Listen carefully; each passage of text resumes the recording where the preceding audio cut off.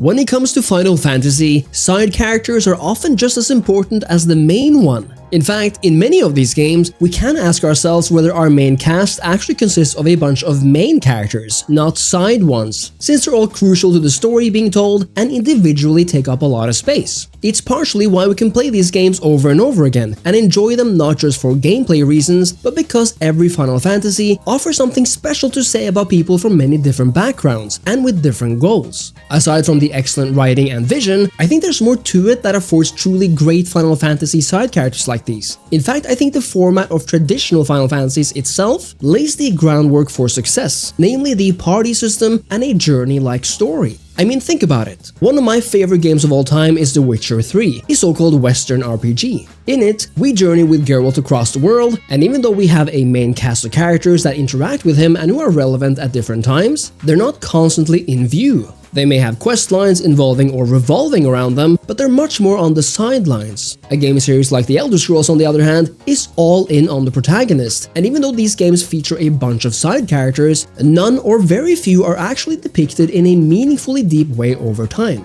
The exception to the rule in Western RPGs are CRPGs, like the Dragon Age series and Baldur's Gate 3, where a lot of the game actually focuses on your relationship with your fellow party members. Part of the popularity of these games is exactly because it's possible to explore the personalities of your companions, and because you can change their stories too, depending on your choices. However, what I think is so special about the mostly Japanese approach to the RPG and party formula is that to a large extent, you cannot change the stories of your companions, because they are what they are to a big extent. They have pre-written deep stories that are integral to how they relate to both the main character and the other companions, and have depth in and of themselves, not just because they are plot related to the MC. Especially in the past years, what I've noticed about a lot of buzz surrounding the characters of say Baldur's Gate 3 is that most of the fan hype focuses almost solely on either their sexualization or romantic aspects. I've seen a few and frankly no post I can remember of people discussing the intricacies of our main character's stories in Baldur's Gate 3, and even though they're certainly there in the game, I think the fact that the focus on these characters is split, that they are characters with backgrounds but also highly seen as romantic objects for the player, with multiple paths and endings, almost takes away from their worth as independent characters. In most traditional Final Fantasy games, there is no romance or friendship relationship minigame. Instead, characters are presented as they are, with carefully and distinct personalities, backgrounds, and side stories that play out as part of the main story. In Final Fantasy X, Wakka's racism towards the Al Bhed isn't some side quest you may or may not experience in your playthrough. It's something that's going to be handled right front and center, where he goes from being a bigoted religious fanatic to realizing that he shouldn't judge a whole group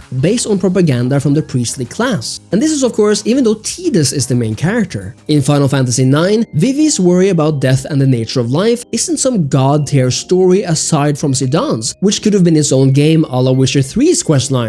No, it's right there, and an integral part of the game's overall message. In Final Fantasy VII, you cannot separate Cloud's story and personality from Tifa's, who's right there by him at nearly every turn, reacting to events, and with her entirely own story to tell and feelings to express. And even though, as in this example, Tifa explicitly is a romantic option for Cloud, that's just one side of what she is. But in these games, it's not just the one side character that's important, but all of them, and that's so crucial about the Journey RPG. That feeling of being a part of an actual gang of lovable misfits. Zidane would not be that funny and charming character we know and love if he didn't have Steiner to fight with, or Garnet to flirt with, or Vivi to act as a kind of older brother for, and importantly, if these dynamics weren't explored over the course of 40 hours. In Final Fantasy VII, who would Cloud be if he didn't have Tifa as an uplifting childhood friend who also challenges his perception of reality, or Barrett who encourages him to be better than he is, or Aerith who lifts his sights on what's possible in life? Where would Tidus be if Yuna didn't believe who he was, if Lulu didn't help him learn about Spira, or if Auron didn't act as a mentor and friend? None of these individual stories or characters are optional parts of these games. None of them are there to deepen an already deep story. They're there as the story itself. It simply wouldn't be complete without them. And I think that's why the party system and the long Lord of the Rings-like journey of these JRPGs resonated so much with me as a kid, and have stayed with and continue to stay with me all these years later. Now, it's important to state that it's always possible to add onto an already great foundation, and even though the Final Fantasy VII Remake saga has added a bit much filler for my tastes, I do think the dedicated optional character relationship missions are some of the best in the game, and manage to add interesting and charming stories to the base plotline we already know and love. Indeed, even in the older games, there are missable scenes that will flesh out existing stories and give greater insight into the lives of these characters, but as a rule they are very short and sweet, and nothing that changes the overall plot. In part, this is why I think Final Fantasy XVI failed to become the next great Final Fantasy, even though it in many ways is a phenomenal game on its own merits. The fact is that it strays so hard from what people expect and are used to from a Final Fantasy. Of course, we have important main and side characters here, but there's so few in comparison to the other games, and do not level up or feature as independent characters in the same way as before. Importantly, we cannot personally control the other characters in battles and from the beginning, whereas every other Final Fantasy game focuses on actually taking control of every character in your party, not just the so-called main character. It's why a garbage title like Final Fantasy XV can still be so loved by so many, exactly because we find ourselves with a group of party members on an actual journey in the wild, even though again, it's an absolutely broken game that never should have been released. What's interesting is that we have a JRPG equivalent almost of the Western CRPG genre, and I would say that this is the Persona series. Here you play as the mostly silent main character who still meet many different main and side characters who influence the story, but where the relationship game is a massive part of the experience, even though there is a main plot working in the background too.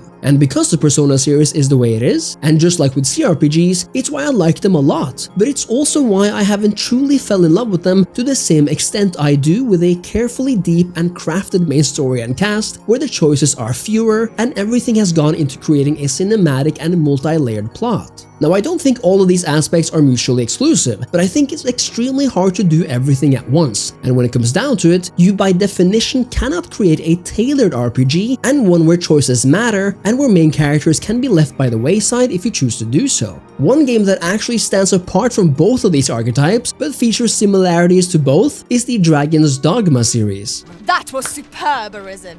Here, you play as a main character who, very much like CRPGs, is silent and quite anonymous, and with side characters who direct you or who you may interact with. The difference though is that your main party consists of characters who essentially have no story of their own, but whose only worth is created while on a journey with you. And because their stories are solely related to aiding you, and because memorable moments are created in moment-to-moment gameplay, somehow, Dragon's Dogma 2's character stories become personal, because they've been created in random, completely unscripted moments. If somehow Dragon's Dogma could offer a coherent story for once, and actual party members who had more to say or add, that would probably make this game unstoppable. But for now, I think it's an extremely fascinating approach to the party-focused RPG. In the end, I care so much for the cinematic, for the human, and for the tailored stories and characters, and I think that's why I have so much love for the traditional Final Fantasy formula, and why Final Fantasy VII Rebirth in particular felt like such a godsend to me, because it truly was a return to that grand, party-based adventure in a vast, sprawling world. Let me know what you think of this topic and of strengths and weaknesses of party-based RPGs in general, and make sure to leave a like, a comment, and subscribe to the channel. And of course, if you want to buy your new favorite games on massive discounts, make sure to follow my link to Instant Gaming and check out the wide selection across all platforms. Thank you so much for watching, and I'll see you next time. Cheers!